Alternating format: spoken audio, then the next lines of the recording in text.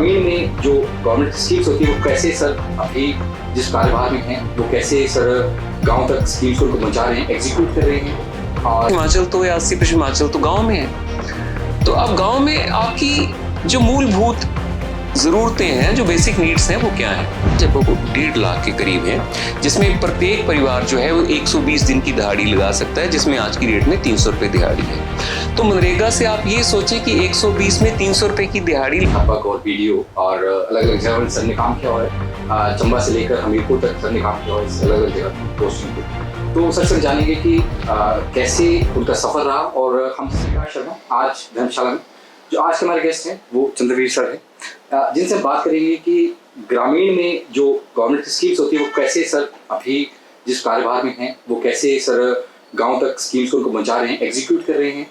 और सर से हम चर्चा करेंगे कि जो इनका पीछे का सफ़र रहा है अलग अलग जगह पे एज ए अध्यापक और बीडीओ और अलग अलग जगह सर ने काम किया हुआ है। चंबा से लेकर हमीरपुर तक सर ने काम किया हुआ है अलग अलग जगह पे पोस्टिंग पे।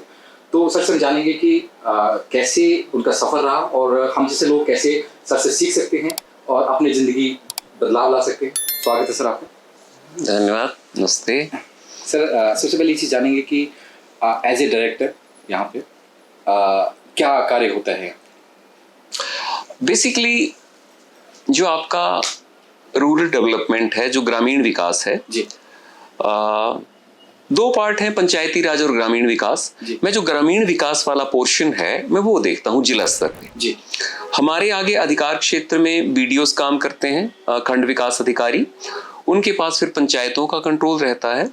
हमारे ऊपर फिर डायरेक्टली एडीसी साहब बैठते हैं और एडीसी साहब के ऊपर फिर डीसी साहब, जो कि सभी के ऊपर होते हैं। जी, आपको भी पता है कि हिमाचल की लगभग 90% आबादी जो है वो गांव में बसती है। जी, तो जितनी भी पब्लिक वेलफेयर की स्कीम्स हैं वो जिला स्तर पे हमारा ही विभाग, मतलब यूं कहूंगा मैं कि जिलाधीश महोदय हमारे माध्यम से उन गांवों को फलीभूत या उनको उनकी बेटरमेंट, उनकी तरक्की के जितने भी काम हैं, जिलाधीश महोदय हमारे ऑफिस के माध्यम से उन सारी स्कीम्स को कार्यान्वित करते हैं और कंट्रोल भी रखते हैं ताकि कोई गलती ना हो पाए।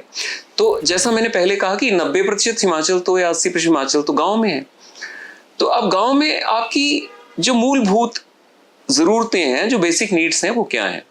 रहने को मकान चाहिए, खाने को खाना चाहिए, आपको रोज़गार चाहिए, और आजकल स्वच्छता का जो है वो ऐसे भी बहुत ज़्यादा एक आवश्यक सी चीज़ बन गई है। भारत पहले इस क्षेत्र में बहुत पीछे था, तो स्वच्छता को लेके गांव को जागरूक करना बहुत आवश्यक है। तो इन सारी स्कीम्स को जिला स्तर पर हम देखते हैं या हमारे माध्यम से डीसी साहब और एडी साहब देखते हैं। हम बीडीओ से इन स्कीम्स को कार्यान्वित करवाते हैं और बीडीओ महोदय जो हैं वो ग्राम पंचायतों के माध्यम से कराते हैं। जो मेन प्रेरोगेटिव्स हैं हमारे, उसमें मैं आपको कहना चाहूँगा सबसे बड़ी स्कीम जो होती है वो हमारी है मनरेगा। जी, मनरेगा में जिला कांगड़ा का 1 साल का जो बजट है, आपको सुनने में शायद अजीब लगे, 200 करोड़ रुपए हम इस ऑफिस के माध्यम से खर्च करते हैं। अब आपको कहने को तो लगेगा कि जिला कांगड़ा में 200 करोड़ सिर्फ मनरेगा में खर्च होता है, लेकिन आप ये भी सोचें 814 पंचायतें हैं, 15 लाख की आबादी है, लगभग 3.5 लाख परिवार है। तो एक एक परिवार को अगर आप इस करोड़ को बांटेंगे तो कुछ हजार ही उनके हिस्से में आएगा। लाखों में जब आप करोड़ बांटेंगे तो हजार ही हिस्से में आएगा। तो 200 करोड़ का बजट तो मनरेगा में जाता है। यहाँ पे जो मनरेगा में काम करने वाले परिवार हैं जब वो 1.5 लाख के करीब हैं, जिसमें प्रत्येक परिवार जो है वो 120 दिन की दिहाड़ी लगा सकता है, जिसमें आज की डेट में 300 रुपए दिहाड़ी है। तो मनरेगा से आप ये सोचें कि 120 में 300 रुपए की दिहाड़ी लगाएगा तो 36,000 रुपए कम से कम एक परिवार को मिलेगा। तो मतलब हमने कोशिश की है कि कम से कम एक व्यक्ति का, एक परिवार का रोजगार जो है वो हमारी स्कीम मनरेगा से हो जाए। दूसरे जो हमारी सबसे बड़ी स्कीम है वो PMAY, प्रधानमंत्री आवास योजना, जिसके तहत उन बेघर लोगों को घर दिया जाता है जिनके पास रहने की मूलभूत सुविधाएं नहीं है।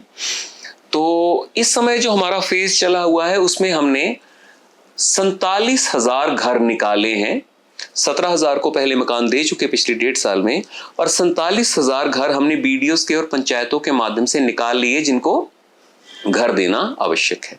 इसकी क्रॉस वेरिफिकेशन चल रही है। जैसी क्रॉस वेरिफिकेशन होती है उनको ये पैसा किश्तों में पड़ना आरंभ हो जाएगा। 1.5 लाख ही जो कुल पैसा है एक परिवार को मिलता है। अब आप ये बोल सकते हैं कि 1.5 लाख में तो मकान नहीं बनता जी, ये तो एड है ना, 1.5 लाख में नहीं बनता, लेकिन साथ में वो मनरेगा में काम करेगा उसी मकान को बनाने में, 95 इसको दिहाड़ियां मिलेंगी तो 30,000 उसका वो भी बन जाएगा जी, साथ में हम SBM स्वच्छ भारत मिशन के तहत उसको एक टॉयलेट भी देंगे, 16,000 वो भी जुड़ेगा जाके। कुछ उसके अपने रिसोर्सेज भी होंगे। पूरी तरह से कोई भी व्यक्ति अपने रहने खाने पीने नहाने धोने के इंतजाम के लिए सरकार पे निर्भर नहीं हो सकता जी, उसको खुद भी कुछ ना कुछ करना होगा। तो ये तो हैंड होल्डिंग है, हाथों को पकड़कर व्यक्ति को थोड़ा सेल्फ डिपेंडेंट है, सेल्फ रिलायंस बनाना। SBM हो गया आपका स्वच्छ भारत मिशन, आपका प्रधानमंत्री आवास योजना हो गई, आपका मनरेगा होगी। इसी तरह से हम ऐसी बहुत सी छोटी छोटी स्कीम्स हैं, अनगिनत हैं, ये तो मैंने मोटी मोटी बताई जिनके ऊपर करोड़ों रुपए का खर्च होता है। अब SBM के माध्यम से हम व्यक्ति को शौचालय निर्माण के पैसे भी देते हैं, साथ में कम्युनिटी में शौचालय निर्माण के लिए 2,10,000 अलग से देते हैं, कूड़े को इकट्ठा करने के लिए सेग्रीगेशन शेड बनाने के लिए 50,000 का प्रावधान अलग है। अब तो लोगों पे है, पंचायतों पे है और हमारे खंड विकास अधिकारियों पे है वो कि इस पैसे का वो इस्तेमाल सही तरीके से कैसे करते हैं। सरकार तो पूरा अपनी ताकत लगा रही है कि कई बार ऐसे होता है कि प्रधान जो अपने लोगों को फायदा दे रहा होता है, सभी कुछ केसेस आते हैं। अब हो सकता है कि आपकी बात सही हो, पर मैं पूरी तरह से यस भी नहीं कह सकता, क्योंकि अगर वो अपने लोगों को फायदा देने की कोशिश करेगा या करेगा तो वो भी एक चुना हुआ प्रतिनिधि है, जनता विरुद्ध तो हो जाएगी उसकी। हो सकता है किसी केस में कोशिश करे, वो गलत काम करने की कोशिश करे, तो पूरा कंट्रोल तो फिर भी जिलाधीश महोदय के पास ही है ना जी, तो अगर ऐसी गलती करता वो कोई पाया जाता है तो उसको निलंबित करने की पूरी शक्ति जिला स्तर के पास है। केसेस आते हैं कि निलंबित कर दिए गए। हाँ बिल्कुल, तो जिनके विरुद्ध ऐसे आरोप सही पाए जाते हैं तो इनको निलंबित भी किया जाता है, उनसे वसूली या जिसको रिकवरी बोलते हैं वो भी की जाती है। तो अगर कोई गलत करता है तो गलती के लिए सजा का प्रावधान भी हमारे पास है।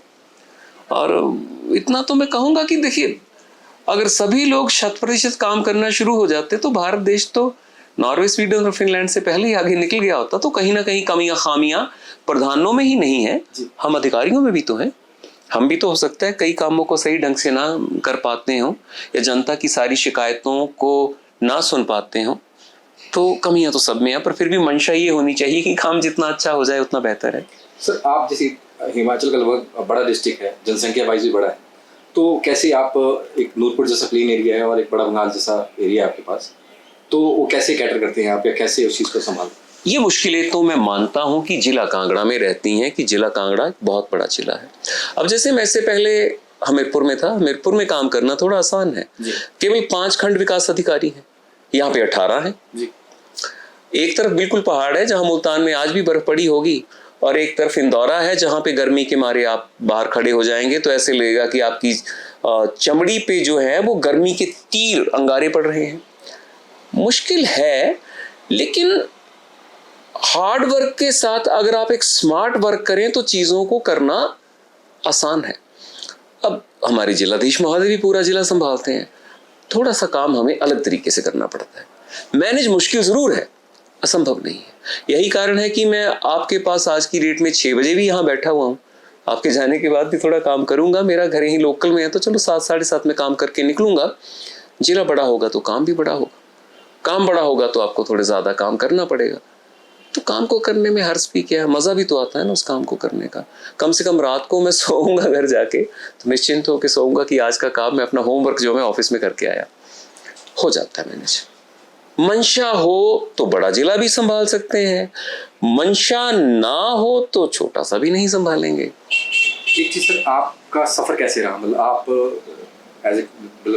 मैं बहुत वर्ष मैं यही धर्मशाला से ही ग्रेजुएट हूँ, बाकी एजुकेशन मेरी शिमला से है जी। फिजिक्स ऑनर्स का ग्रेजुएट हूँ मैं, गोल्ड मेडलिस्ट रहा हूँ 3 साल। उसके बाद फिजिक्स में MSc की है मैंने। उसके बाद फिजिक्स का प्राध्यापक रहा बहुत वर्ष। 2015 की HS एग्जामिनेशन पास करके मैं एलाइड के थ्रू मेरे को BDO कैडर मिला था, साथ ही प्रिंसिपल भी प्रमोट हो गया था। इच्छा रहती थी थोड़ा एजुकेशन से थोड़ा हटके काम करने का। अब मुझे लगता है कि एजुकेशन डिपार्टमेंट भी बहुत अच्छा है, मजा आता है पढ़ाने का, पर उन दिनों आप एक ही काम को करते करते ना थोड़ा बोर हो जाते हैं। तो वहां पे पढ़ा कर भी मैं थोड़ा सा थक तो गया था। आप 18-19 साल एक ही चीज़, एक ही सब्जेक्ट, हर साल वही चीज़ पढ़ाओगे आपको। फिर मैं इस तरफ आया, सफ़र बहुत लंबा रहा। उसके बाद यहाँ आके पहले बीडीओ गोपालपुर एट सरका घाट मंडी जिला, उसके बाद उसके बाद जिला हमीरपुर एस बीडीओ नदौन और बीडीओ बिजली, फिर जिला कांगड़ा, बीडीओ कांगड़ा बन के रहा। उसके बाद फिर मैं इसी पोस्ट पे डिप्टी डायरेक्टर डीआरडीए या पीओडीआरडीए जिसको बोलते हैं, चंबा गया, चंबा से फिर कांगड़ा आया, कांगड़े के बाद फिर हमीरपुर गया, हमीरपुर के बाद फिर मैं कांगड़ा में हूँ। तो सफ़र अच्छा बुरा या जैसा भी रहा, अनुभवों से भरपूर रहा। और सफ़र की एक बड़ी खूबसूरत बात होती है, जब वो बीत जाए ना, बड़ा खूबसूरत लगता है। चाहे तकलीफें कितनी भी काटी हो, बीता हुआ सफ़र हमेशा खूबसूरत रहता है। पुरानी यादें ना कुछ मीठी ही होती है, पुरानी यादें हमेशा मीठी होती है। लर्निंग्स तो रोज ही है, लेकिन एक जो सबसे बड़ी लर्निंग मैंने यहाँ पे आके सीखी है ना, आप जितना अपने व्यवहार को हल्का रखेंगे ना, उतना सही रहेगा। मतलब मुझे लगता है अगर आप किसी भी समस्या का समाधान करते वक्त अपने दिमाग को ठंडा रखें, गुस्सा ना करें।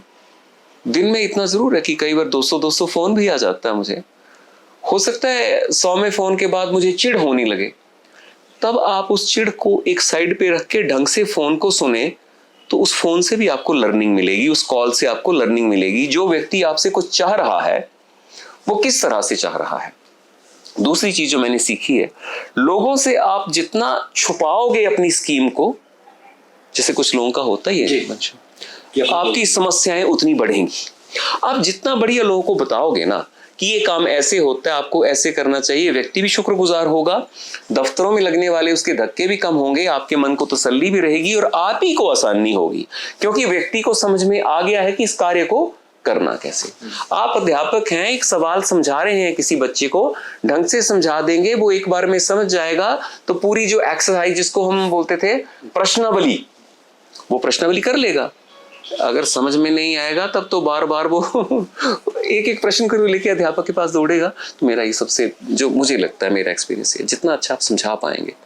और मैं पर्सनली मतलब मैं हो सकता है गलत बोल रहा हूँ, मुझे लगता है कि समझा लेता हूँ, I can understand, I can make someone understand well. अध्यापक भी रहा हूँ इतना लंबा वक्त पहले, और रेडियो पे काम किया करता था। I used to work on radio, all India radio Shimla से काम किया है।